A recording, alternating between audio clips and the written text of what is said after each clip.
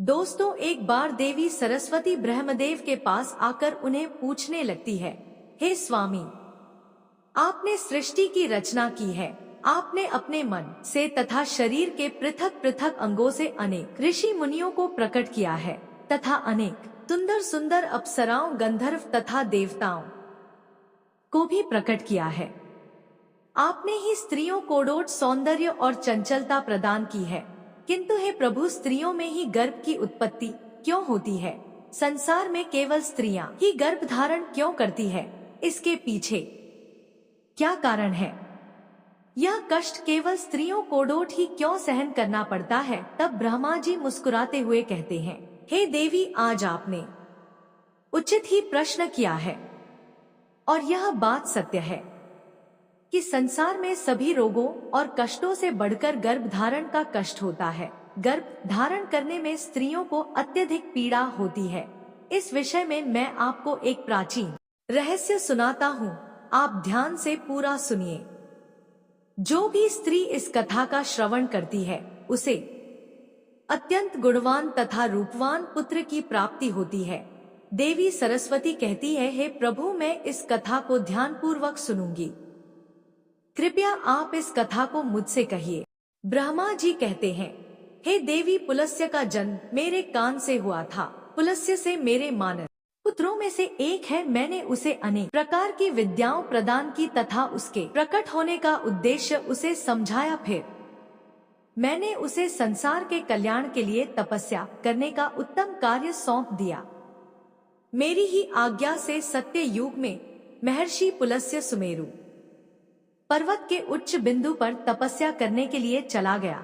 वहां पर आश्रम का निर्माण करके पुलस्त्य घोर तपस्या करने लगे। उसी समय अनेक गंधर्व, देवता, दानव तथा अप्सराएं उस स्थान पर विचरण करने के लिए आया करते थे।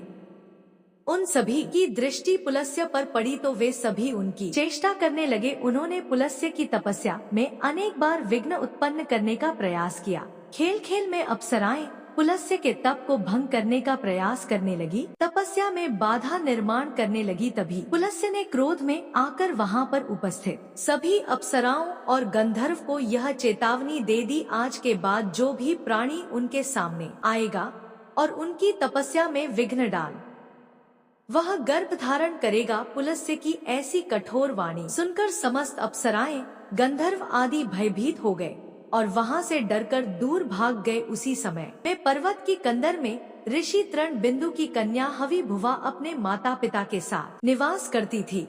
वह महर्षि पुलस्त्य के कहे गए वचन को नहीं जानती थी। फिर एक दिन वह अपनी सहेलियों को खोजते हुए सुमेरु पर्वत के उस स्थान पर चली गई जहां पर ऋषि पुलस्त्य तपस्या कर रहे होते हैं। तृण बिंदु की कन्या अपने सहेलियों को पुकारते हुए महर्षि पुलस्त्य के आश्रम पर पहुंच गई। जब हर भुआ महर्षि पुलस्त्य के सामने आकर खड़ी हो गई तो उनकी दृष्टि उस स्त्री पर पड़ी।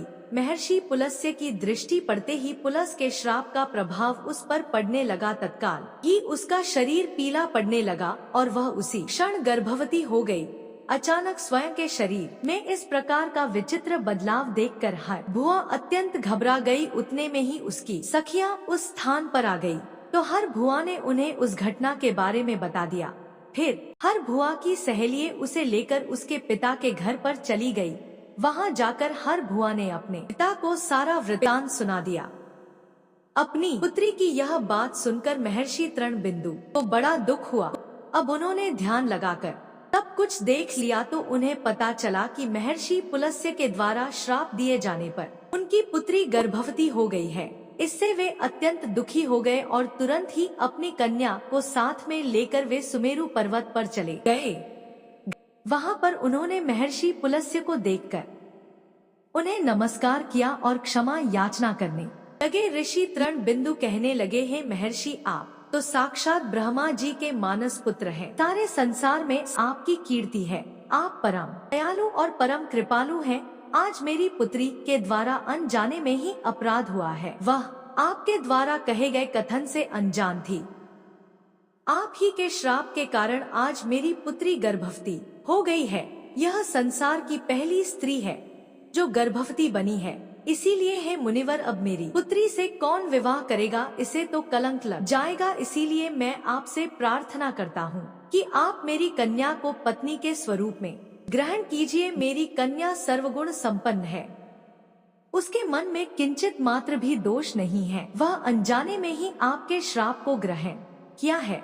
यह सदैव ही आपकी सेवा में तत्पर रहेगी। इस प्रकार से ऋषि तृण बिंदु ने आदर पूर्वक महर्षि पुलस्त्य से विनती की। तृण बिंदु के आदर सत्कार और स्तुति से महामुनि पुलस्त्य अत्यंत प्रसन्न हुए और हर भुआ को दिए गए श्राप से उन्हें बड़ा दुख हुआ। फिर उन्होंने ऋषि तृण बिंदु को आश्वासन देते हुए कहा, हे मुनिवर, मैं आपकी स्तुति से अत्यंत प्रसन्न हूँ। मेरे ही के कारण तुम्हारी कन्या गर्भवती हुई है, इसीलिए मैं तुम्हारी कन्या को मेरी पत्नी के रूप में ग्रहण करता हूँ। इसीलिए तुम अब चिंता न करो। इस प्रकार से महर्षि पुलस्त्य ने ऋषि तृण बिंदु की कन्या हर भुवा को पत्नी के रूप में स्वीकार किया।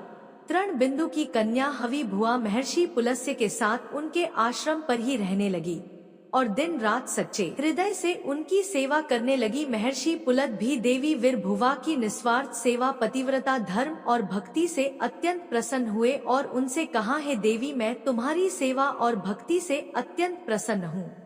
इसीलिए मैं तुम्हें मेरे ही समान पुत्र की प्राप्ति होने का वरदान देता हूँ। जिस समय तुम मेरे सामने आई थी, उस समय मैं वेदों का पाठ कर रहा था और तुमने वेदों का श्रवण भी किया है। इसीलिए तुम्हारा पुत्र चारों वेदों में पारंगत होगा और समस्त संसार को वेदों का ज्ञान प्रदान करेगा। तुम्हारा यह पुत्र सारे संसार में विश्रवा के नाम से प्रसिद्ध होगा। फिर कुछ समय के उपरांत देवी हवि भुवा ने एक अत्यंत गुणवान पुत्र को जन्म दिया।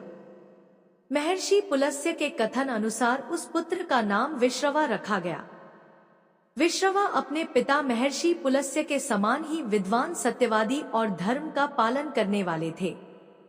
उनकी ख्याति संपूर्ण विश्व में हुई। उनकी कीर्ति और महानता को देखते हुए महर्षि भारद्वाज ने अपनी पुत्री इडविला का विवाह उनके साथ कर दिया। फिर मुनि विश्रवा की पत्नी इडविला के गर्भ से एक पुत्र का जन्म हुआ, जिसका नाम वह श्रवण रखा गया। वह श्रवण का ही एक नाम कुबेर है। कुबेर जी ने ब्रह्मा जी को प्रसन्न करने के लिए कठोर तपस्या की। फिर कुबेर की तपस्या से प्रसन्न होकर ब्रह्मदेव ने उन्हें वरदान दिया और उन्हें उत्तर दिशा का स्वामी तथा धना अध्यक्ष बना दिया। इसके साथ ही मन की गति से चलने वाला पुष्पक विमान कुबेर को भेंट दिया। कुबेर जी धन के स्वामी हैं। गंधमादन पर्वत पर स्थित संपत्ति का चौथा भाग कुबेर जी के ही नियंत्रण में है। कुबेर जी ने उस धन का 1.25 भाग मनुष्यों को प्रदान किया। महर्षि विश्रवा की दूसरी पत्नी का नाम कैकसी था। एक बार भगवान शिव ने माता पार्वती के लिए अत्यंत सुंदर महल का निर्माण करवाया था, जिसे लंका नाम दिया गया। उस लंका के गृह प्रवेश के समय भगवान शिव ने ऋषि विश्रवा को भी निमंत्रण दिया हुआ था। ऋषि विश्रवा अपनी पत्नी को लेकर लंका के गृह प्रवेश में गए थे। जब भगवान शिव ने ऋषि विश्रवा को दान मांगने के लिए कहा, तब विश्रवा की दुष्ट पत्नी कैकसी ने छल से उन्हें लंका मांगने के लिए विवश कर दिया।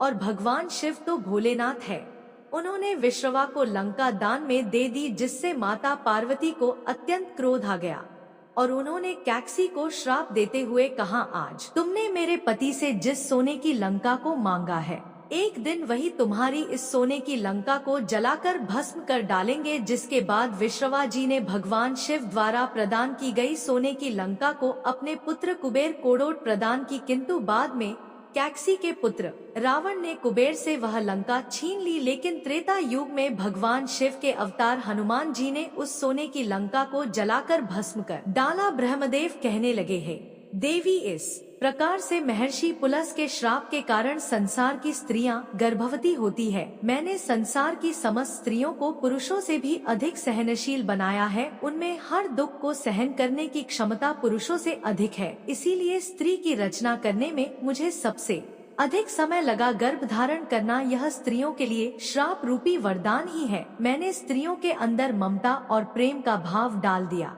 जिससे स्त्रियां अपने बालक का लालन पालन कर सके। इस संसार में स्त्रियों की तुलना किसी से नहीं की जा सकती। स्त्रियां ही इस संसार की आधार है। इसीलिए इस संसार की सर्वश्रेष्ठ रचना स्त्री को ही कहा गया है। तो दोस्तों, इस प्रकार से महर्षि पुलस के श्राप के कारण ही संसार की स्त्रियां गर्भवती होती है। आपको यह कथा कैसी लगी कमेंट करके अवश्य बताएं। जानकारी अच्छी लगी तो वीडियो को लाइक जरूर करें। कमेंट में हर हर महादेव अवश्य लिखें। साथ ही चैनल को सब्सक्राइब करना ना भूलें। पूरी कथा सुनने के लिए आपका बहुत बहुत धन्यवाद।